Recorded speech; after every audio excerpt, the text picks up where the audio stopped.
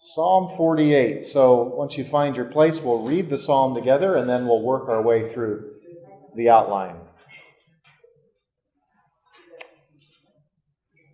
Psalm 48, the heading begins, a song, a psalm of the sons of Korah.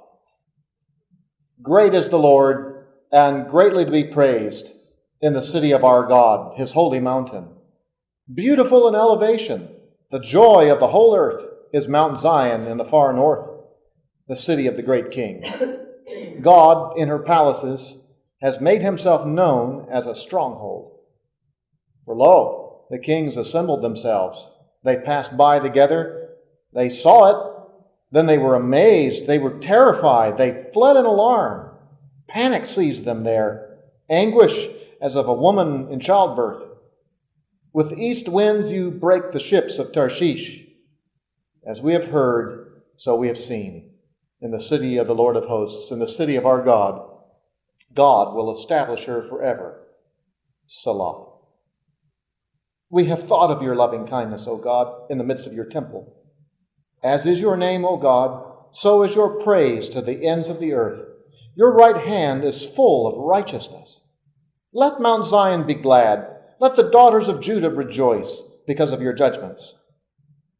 Walk about Zion and go around her. Count her towers. Consider her ramparts. Go through her palaces, that you may tell it to the next generation. For such is God, our God, forever and ever. He will guide us until death. Well, let's go to our handout, and we'll talk about firstly the setting of this psalm. This is another one of those psalms that doesn't tell us what time period it came from. There are no datable events mentioned, but the superscription and the mood of it can give us some guidance, just like in some of the previous ones. We're told that the sons of Korah wrote this, and they were most active in their worship ministry from the time of David up until the fall of Judah. So there's about a 400-year period that this psalm could have been written in. Some believe, though, that there's a reference in verse 11. There's a reference in verse 11 to Judah, the cities of Judah. It says specifically the daughters of Judah, or the daughters of Jerusalem. Let's see. Let the daughters of Judah, the daughters of Judah. It's interesting that Judah is mentioned and not the rest of Israel. And some have thought that maybe then this psalm is from when the kingdom was divided and worship was taking place in Zion, but the rest of the nation wasn't worshiping there. So if that's true, and I had to guess what time period this came from, I would guess that it came from the days of Hezekiah. There was a great battle in 702 and 701. Actually, it wasn't a battle. It was the massive army of Assyria came down to Jerusalem and sieged it and threatened to strangle the whole kingdom of Judah. And you remember what God did? He overthrew the Assyrian army in a night and slew 186,000 men with a pestilence. And I think it's possible that this psalm and the one before it and the one before that, Psalms 46, 47, 48, they could all have grown out of that event, memorializing what the Lord did. But like with most of the psalms, the events are not mentioned so that later generations can continue to sing the song and kind of make it their own and see themselves in there to some degree. What kind of song, what genre is this? Number 2 in your handout. Well, this is a song of Zion. Psalm 47, which we looked at last week, has some elements of a song of Zion. It talks about the beauties of Zion, some, but this song is really focused on how wonderful Zion is. In fact, at the end of it, it tells everyone to get up and make a parade and walk around the city and look at it and marvel at what God had done in allowing that place to survive. And so strong is the focus, let her be, that the song tells people who have inspected the city that this is God. Obviously, it doesn't mean that the city itself is God. They're not supposed to venerate the city and worship the city. But what's implied by that is that the strength of the city,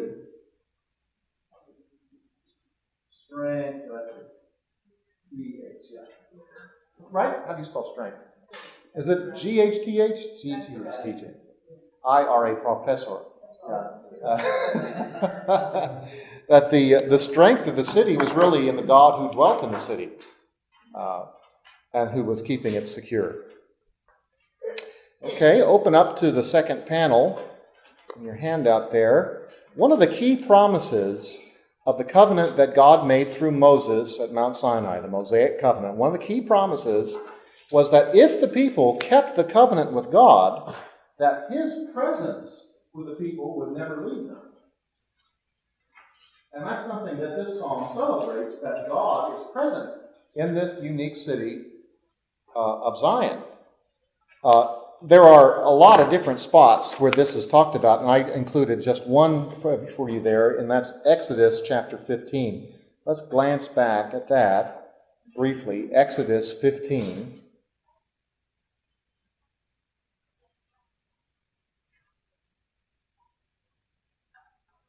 You know what? I don't think that's the... yes, okay. This is, in this song, they're celebrating how the Lord had brought them through the Red Sea. But it also looks forward to what he's going to do in conquering the land and giving them a place. And it doesn't mention Jerusalem by name, but it implies that there's going to be a place that the Lord will pick for his presence to dwell.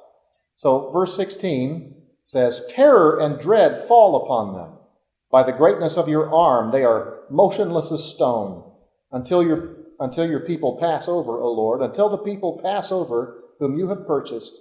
You will bring them and plant them in the mountain of your inheritance, the place, O Lord, which you have made for your dwelling, the sanctuary, O Lord, which your hands have established.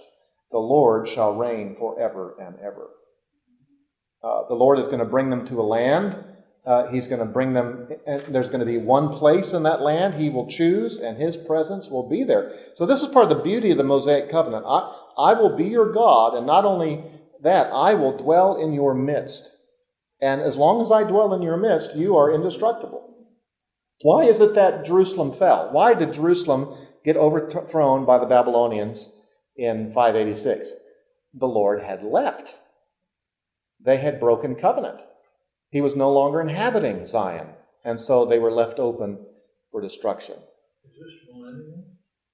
I don't think so. I think this is focusing on what would happen if they had, assuming that they obeyed the covenant, this would be their experience. Because earlier it describes Philistines and other peoples who were active in that time. So this psalm is celebrating one of those times where the Lord had delivered them when it seemed like there was no way they were ever going to be delivered. I mean, the armies of Judah were not any match for the army of Assyria, except that the Lord is their number one warrior, and the Lord preserved them. Well, let's take a look at the structure of the psalm, letter 3, number 3 in your handout. There's two halves to the psalm. There is an introductory celebration in the first 8 verses, and then there's a little Salah that cuts the psalm in half. And then the second half of the psalm is a ceremony. They're actually in the temple, talking about being in the temple, and then they're told to go on a parade, a procession around the city. The celebration at the beginning, the introductory celebration, includes verses of opening praise and then this meditation on how the Lord had delivered Zion in verses 4 through 8. The opening verses seem to almost sound like they're praising Zion as much as they are praising God, but that's only because God is uniquely dwelling within the city of Zion. The final verse of the first half, that's verse 8, the final verse of that section gives the central thought of the psalm. As we have heard, so we have seen in the city of the Lord of hosts, in the city of our God. God will establish her forever. The God who had done great things in the past, the things we had heard about, has shown himself powerful yet again. Now we've seen it. We've experienced that same deliverance. So that's the first half of the psalm, and then the second half of the psalm gives instruction for how to have a formal service of thanks in the temple and then outside afterwards. The song reflects with prayerful thanks and praise for how worthy God is of worship and praise in verses 9 to 11. And then the song ends by calling people to leave the temple and to make a procession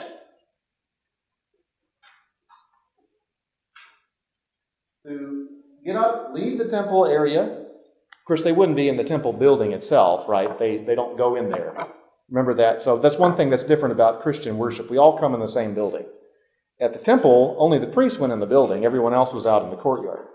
So they're going to leave the courtyard, and then they're going to make a parade or a procession around the city and examining the mighty walls which God himself had defended. That's verses 12 to 14.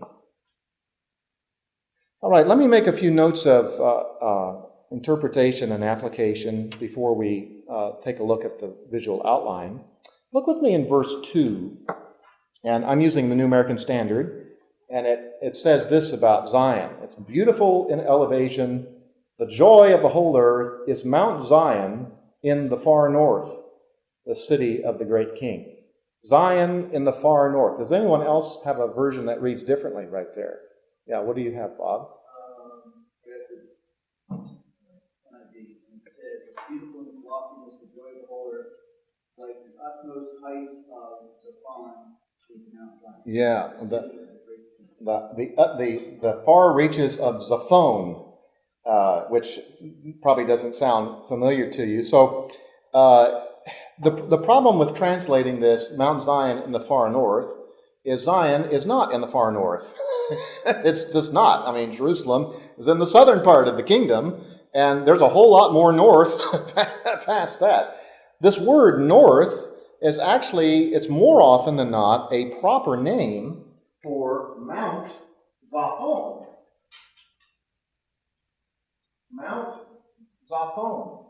It was a well-known mountain in ancient days. Today it has an Arabic name. In fact, you can see it over on the map on the right side in your handout. There's a map of what you're looking at is Syria, and way up in the northwest there is the corner between Syria and Turkey. That's Mount Zaphon. This is a very dramatic mountain. In fact, you see here in your handout, this is a picture of Mount Zaphon. It brings you right up to the coast. It's this really, really high peak. It's the end of the mountain range that runs from Syria all the way down to the south of Israel. And it's one of the most dramatic peaks in that entire mountain range. Yes, he says beautiful in elevation. So the point is, down. Well, yeah, it is I'll talk about the beautiful elevation part. Right now, we're just kind of focusing on what is meant by the far north. Is it the far north, or is it the outer reaches of Zaphon? And I think actually it should be better translated the Great Zaphon. Mount Zaphon. Kind of like Mount Hermon was a great mountain in Israel. Mount Zaphon is another great mountain further north up the mountain range.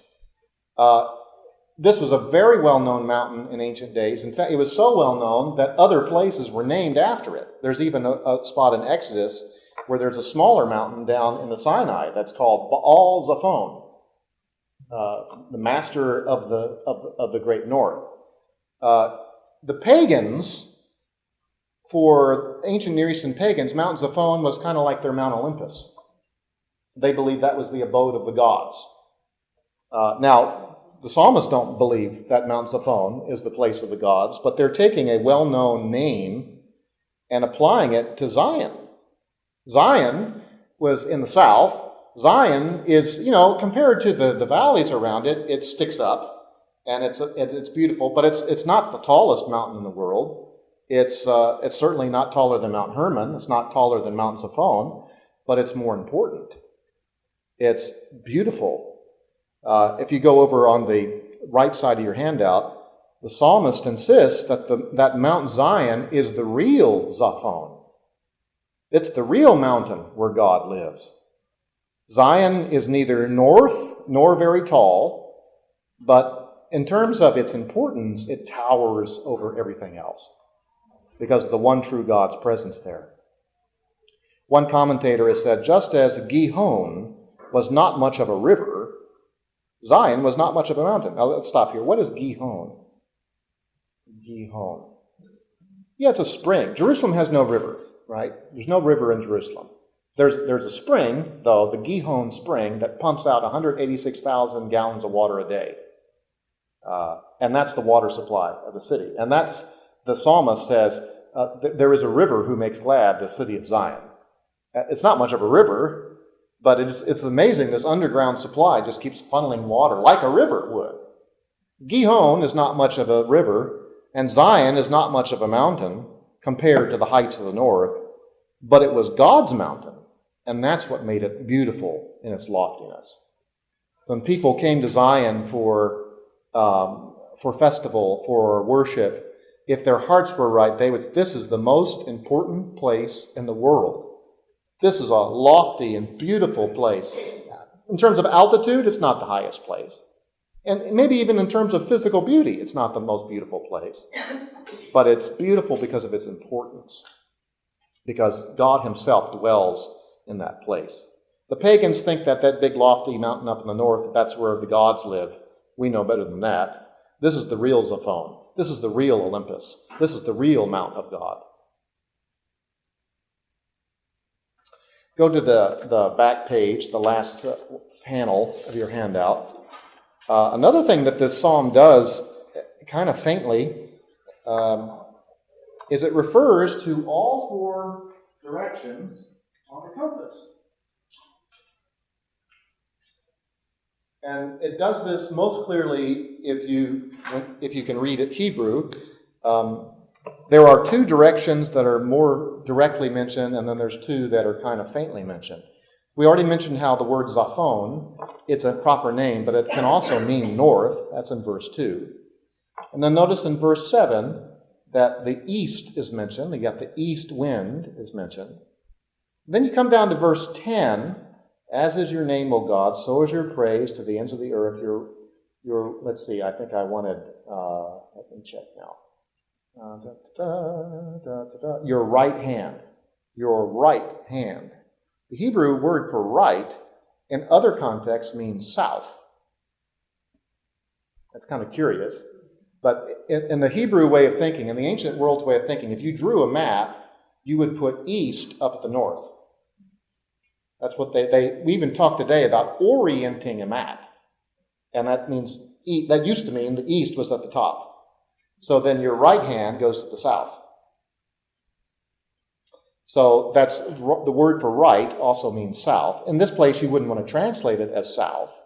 But if you were a Hebrew reader, you would kind of catch that little wordplay. And then look at verse 13. Verse 13, consider her ramparts, go through her palaces, that you may tell it to the next generation. And the word here should be translated as next, but that same word in another context means west. Interesting. So you have north, east, south, and west mentioned, each of them in one of the four major sections of the poem. It's subtle. It's not a secret message. It doesn't create a hidden message. But it reinforces a theme that is mentioned throughout the psalm about God's greatness throughout all of the world.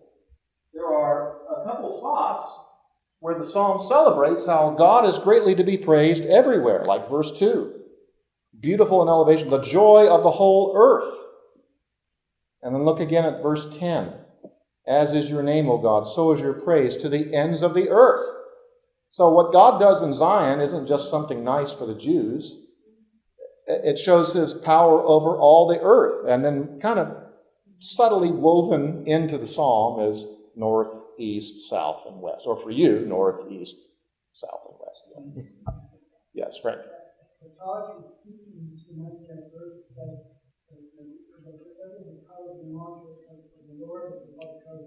Yeah, that's right. Yeah, those kind of verses look forward to the day when the whole earth will recognize it. Yeah. So, letter C there, the reference in verse 7 to the ships of Tarshish probably refers to a kind of great ship, not so much the origin of the mission. Where is Tarshish? Where's Tarsus on the map, you know? Tarsus, Israel's over here on the east side of the Mediterranean Sea. Tarsus is way over on the west side. It's in Spain. The people of Tarsus were famous for their shipbuilding, for their commerce. Now, does this mean that the Spaniards are invading Israel? Is that what and I don't think so. Probably ships of Tarsus is referring not to where the ships came from, but what kind of ships they are. They're Tarsus ships. We name vehicles and mechanisms. Sometimes we give them names for their sort of class. So, for instance, there are some tanker ships today that are called Colossus. But that doesn't mean they sailed out of Colossae, the city of Colossae, where that name comes from. It's a class of ship. It's not where it came from. So Israel was not being invaded by Spain. That's not the point. Whoever was invading Israel was bringing their mightiest machines of war. And I think this fits with the Assyrians, who were bringing their troops down from the north. They may have had naval forces off as well, but they were no match for the God of Israel. The mightiest armada in the world was no match against the Lord. He could just blow, and they're gone. Lastly, letter D, we don't celebrate a holy place the same way that Israel was instructed to. You've heard me say many times that the buildings we meet in are not particularly holy. This ground is not sacred ground. We don't do sacrifices here. We want to take seriously what we do, and we want to take care of our property, but we don't regard a place as holy anymore. Jesus, remember, said to the woman at the well, she was of the Samaritan faction. The Samaritans had this bizarre idea that they should never have been worshiping in Jerusalem at all, that they should have been worshiping there at Jacob's well in the mountains right there. And so they built their own temple there. And she says, well, our fathers say we ought to worship in this mountain, but you say we ought to worship in Jerusalem. And the Lord kindly says to her, well, you don't know what you're talking about. The Jews, that this is the proper ways. But the time is coming, and now is, in which you will neither worship in that mountain or any other mountain, because the Lord seeks those who will worship him in spirit and in truth. There's a change coming where we're not going to be dedicated to places. The Lord is going to make his presence known everywhere. So we don't regard Zion or Jerusalem the way that the Israelites did. We're in a different era, a different dispensation. But we can still be thankful for the great victories that were won there in ages past, as well as, I think the greatest victory that's been won near Zion was when Jesus paid for our sins at Calvary on a knob outside the city of Zion. The ancient church, we're talking now the 2nd and 3rd centuries, used to sing this song on what came to be called Whit Sunday. The better name for that is Pentecost, because it was on Pentecost in Jerusalem that the church began. And so here this Song of Zion in the early centuries was often sung on that day. We are looking forward to life in Jerusalem, the New Jerusalem. We have a place in the city which is yet to come, and there is never, ever, ever, ever going to be any evil, sin, any defeat, any war anymore when that city comes. And that's going to be a joy of joys. All right, well, why don't you come with me to the visual outline chart, and we'll walk our way through the poem. Up at the top, you see that there's a purpose statement. You can look at the screen or on your paper, whichever you like. The psalmist called the people of Jerusalem and Judah to celebrate God's mighty deliverance and rejoice in Zion as the special place of his protective presence. The psalm includes a song of praise and thanks, a service of prayer, and a call to make holy procession. It's a song of Zion by the sons of Korah, sometime during the Davidic dynasty, which began when David moved the kingdom there to the throne to Jerusalem in 1003. I think you could argue this comes from after Sennacherib's defeat in 701, but we can't say for certain. Let's go over to the left side of the handout of the chart, and you'll see that there are a few headings. We're told that this is a song type. It is a song. And then lastly, it's a psalm of the sons of Korah. The word psalm would suggest that it's a song to be played with instruments as well as voices.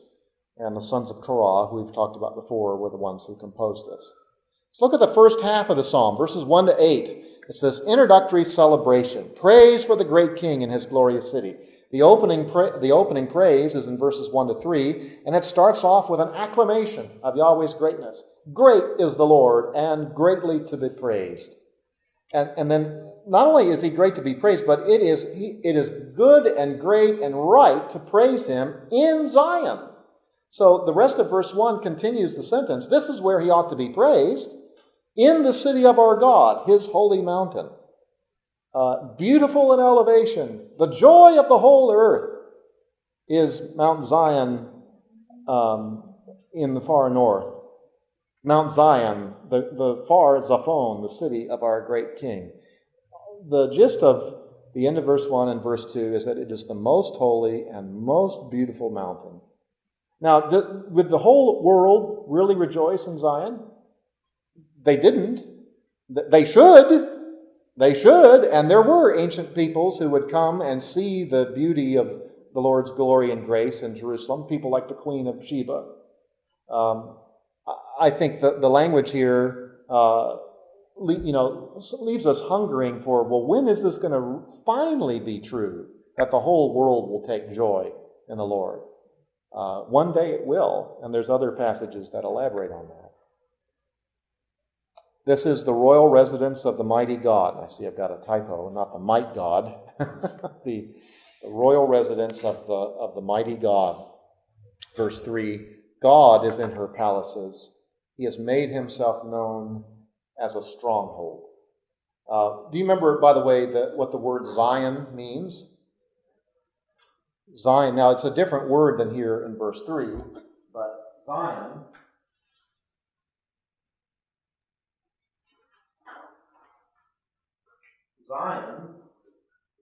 equals stronghold. That seems to be what that word means. Now, here in verse 3, the word stronghold is yet a different word, but David overtook it because that was a fortification. It was a stronghold built over the water system, and then now it's even stronger because God himself dwells in this place. So that's the opening praise, and then there's a thankful meditation in verses 4 through 8. There's a recitation of the amazing victory. The enemy kings had assembled for war in verse 4. Lo, the kings assembled themselves. They passed by together. That sounds bad. That sounds scary. It was. Verse 5, but then the enemies panicked over God's power. The Hebrew text is literally, they saw, they were amazed, they were terrified. It's really short, little choppy phrases. It's kind of like that famous saying of Caesar, we came, we saw, we conquered. Well, here's, we came, we saw, we fled away because we were terrified when we saw how strong the Lord was. It doesn't say specifically what they saw. Did they see God himself? I think this is probably more metaphorical, that they engaged the city and then they were led away. This, I think, fits very powerfully with Sennacherib's invasion. They woke up in the morning and heard the report that almost 200,000 of their troops were dead. And so the remainder of them fled away in alarm. Verse 6, panic seized them. Anguish as of a woman in childbirth. There's no fight left in them. Verse 7 talks about how the mighty machines of war were blown away. With the east wind you break the ships of Tarshish. That is, you break the mighty ships. Ships of Tarshish, again, are the biggest ships, the strongest ships. And the Lord is able to do away with whatever. The biggest machines of war you can think of are no match. The Assyrians, by the way, were the inventors of a lot of major mechanisms of war. They are the ones who sort of perfected the battering ram. They would build these massive... So before the Romans started doing that and huge siege ramps, it was the Assyrians who had really brought that kind of military technology to the fore. No match. Whether it be by land or by sea, there's no match. And then verse 8, there's this reflection on God's victory. This is the center part of the psalm. This is the central reflection of the psalm about God's deliverance for a new generation. Verse 8, the beginning, as we have heard, so we have seen. Isn't that wonderful when you've heard about things that God has done in the past or things he's done for other people and then you experience it? That's great. That's wonderful. The people of Israel had heard about how the Lord had delivered them from the Egyptians, from the Philistines, from you name it. And now they had come to experience right there in their very city, the city of the Lord of hosts, that is, the city of the Lord of armies, and the city of our God. And then this verse ends with confidence in God's ongoing protection. God will establish her forever.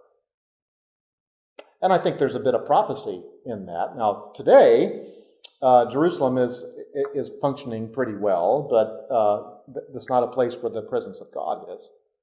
One day, when King Jesus comes again, the foreverness of this will take on its fullest significance. And then this half of the psalm ends with a little word, musical note, Selah, probably indicating that the musicians would play here before we go on to the next half of the psalm.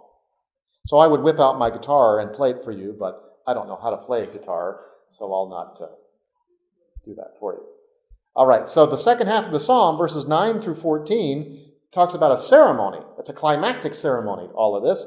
It's a service of praise and procession for the great king in his city. So the service of prayer is in verses 9, 10, and 11. There's a reflection on God's praiseworthiness in verses 9 and 10. God is his loving kindness, in particular in verse 9. We have thought on your loving kindness, O God, in the midst of your temple.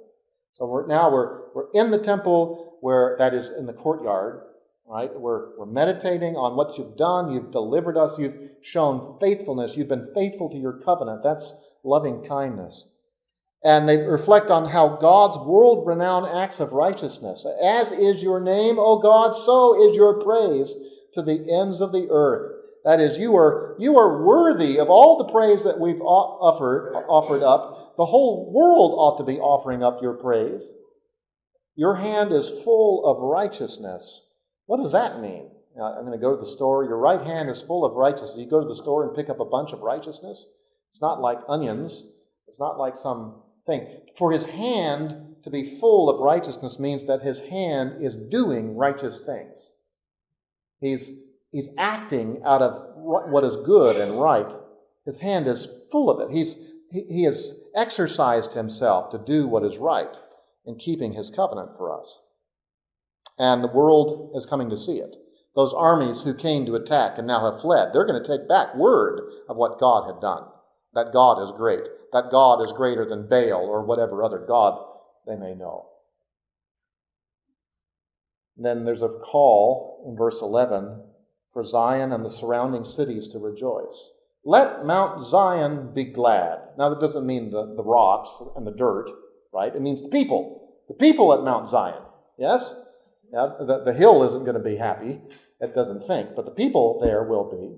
Let the inhabitants of Mount Zion be glad. Let the daughters of Judah rejoice. I should have maybe commented before. This phrase, the daughters of Judah, sometimes it's called the daughters of Zion, is not talking about girls or women. It's an idiom that means the inhabitants. And now when it's not just the daughters of Zion, when it's the daughters of Judah, it means the other habitations, the other cities, like Bethlehem and Bethel, and the cities nearby in Judah that are around Jerusalem. They're safe too, because Jerusalem is safe. The Lord saved Jerusalem. The Lord thereby saved all of them too, because of your judgments. That is the way God had acted and brought deliverance. This was a great cause of joy. There's a prophecy in Isaiah 40 that, let's take a look at it real quick. Isaiah chapter 40.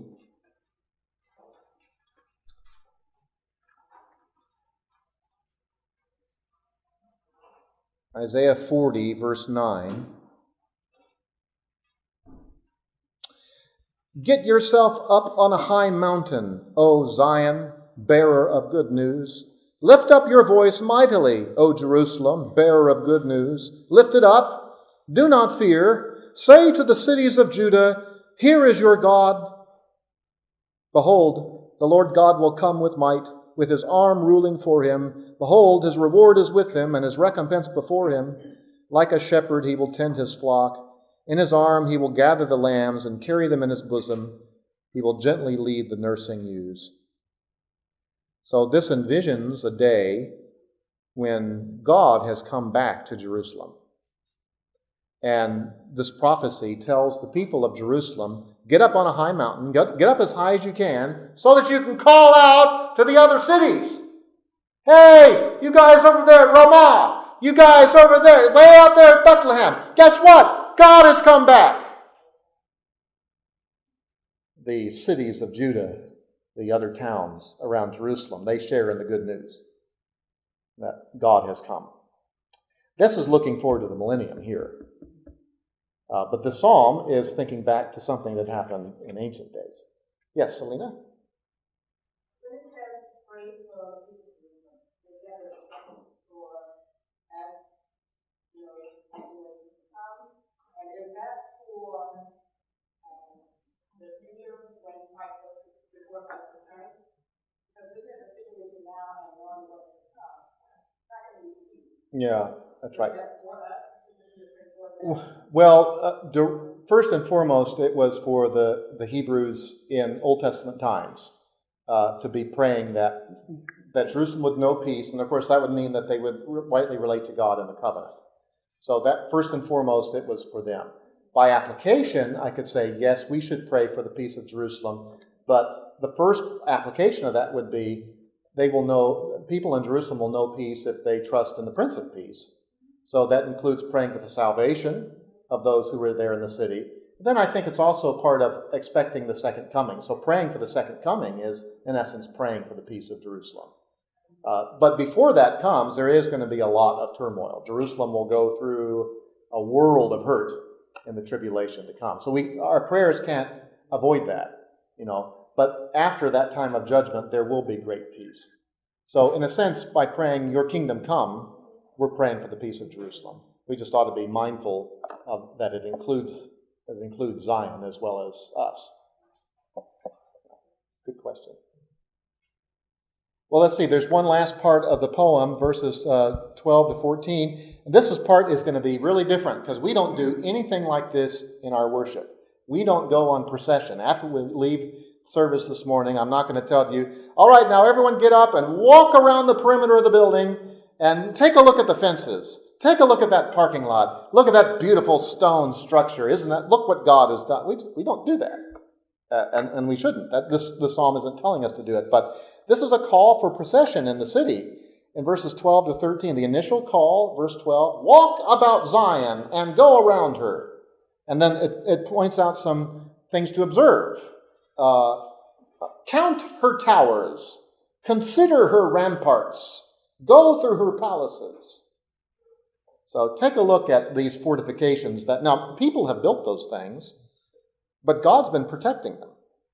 God is the one who's made it a true stronghold. Look at the towers, look at the ramparts, it's kind of those walls above the walls where you could shoot out your arrows.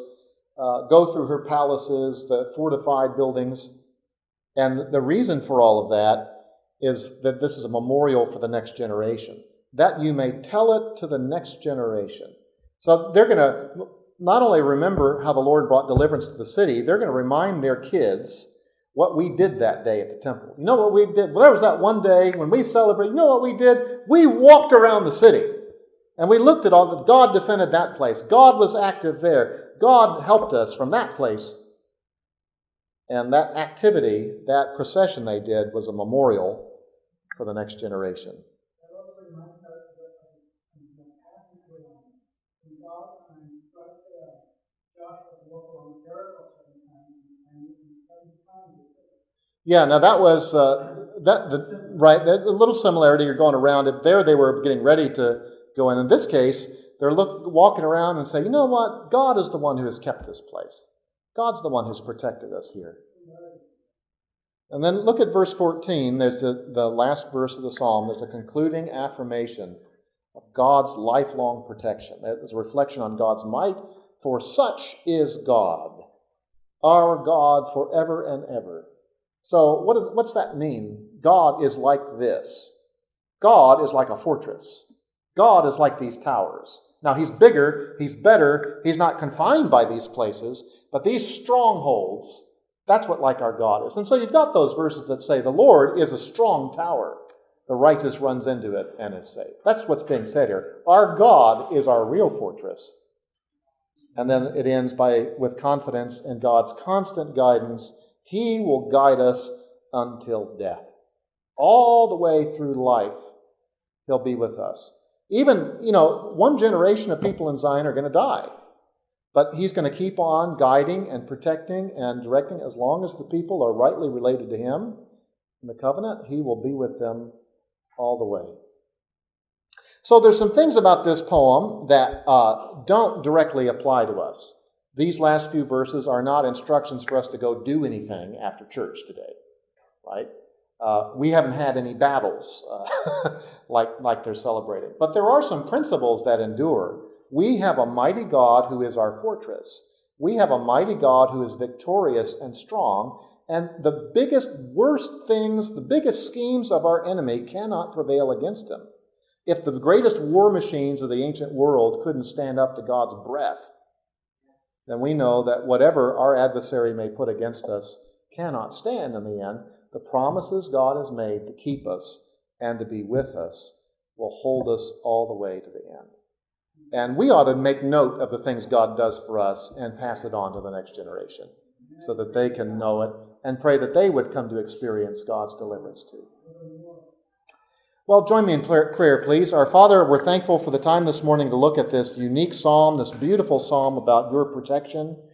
We thank you, Father, that we have a home in heavenly Zion. We're looking forward to being in those eternal fortresses. And even now, as we're down here below, gathered as your people week to week, as we go about the life that you've given to us, we rejoice that you are our very stronghold and our fortress, and that nothing can come against us which you have not ordained, which you have not permitted, which you will not see us through and bring us safe to the end. With thankful hearts we praise you in Jesus' name. Amen.